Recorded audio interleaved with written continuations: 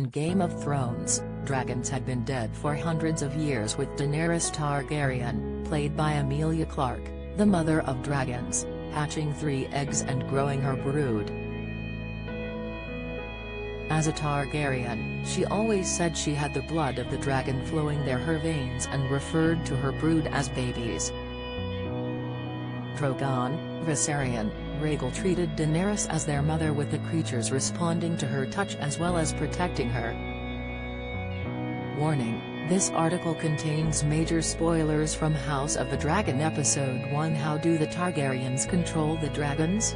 After Daenerys' eggs hatched, she emerged unscathed from her husband Khal Drogo's, Jason Momoa, funeral pyre, with one dragon even suckling at her breast, suggesting a deep connection between them.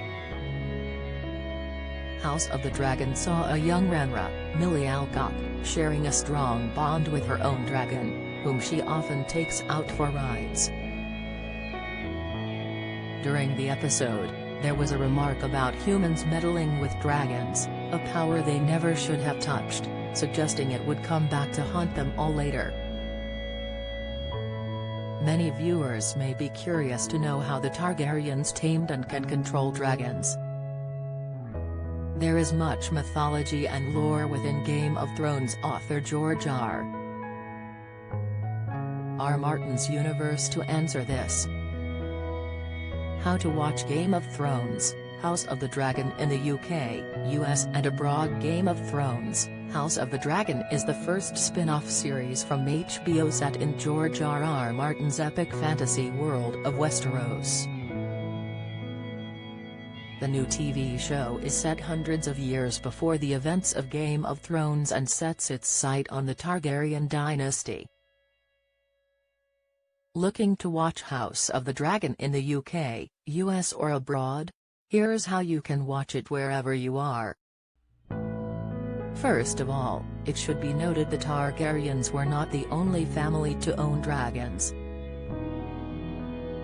In fact, there were lots of dragon rider families in Valyria who had their own fleet of dragons. The Targaryens were actually quite a small family among the noble dynasties in Valyria, however, they fled the area before the Doom.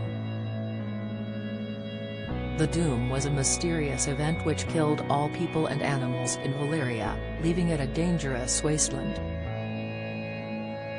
The Targaryens upped stakes from Valyria and took their dragons after Daenerys had a strange dream predicting the Doom and urging her family to leave. Prior to the Doom, families across Valyria used dragons both as weapons and transport throughout a region known as the Valyrian Freehold. According to a wiki of Ice and Fire, the Dragon Rider families, or Dragon Lords, are said to have used spells and sorcery to bend dragons to their will. Dragon horns are also said to have been used by humans to tame dragons and serve them. All of this might explain how the Targaryens can control dragons. The encyclopedia goes on to suggest all dragon lords intermarried to keep their bloodlines pure and had silver blonde hair with lilac or blue eyes. In this respect, the Targaryens were simply one of many dragon lords, and all of these families looked and behaved broadly the same. However, within Game of Thrones lore, it's also suggested dragons were brought over to Valyria from the mysterious Shadowland beyond Ishai.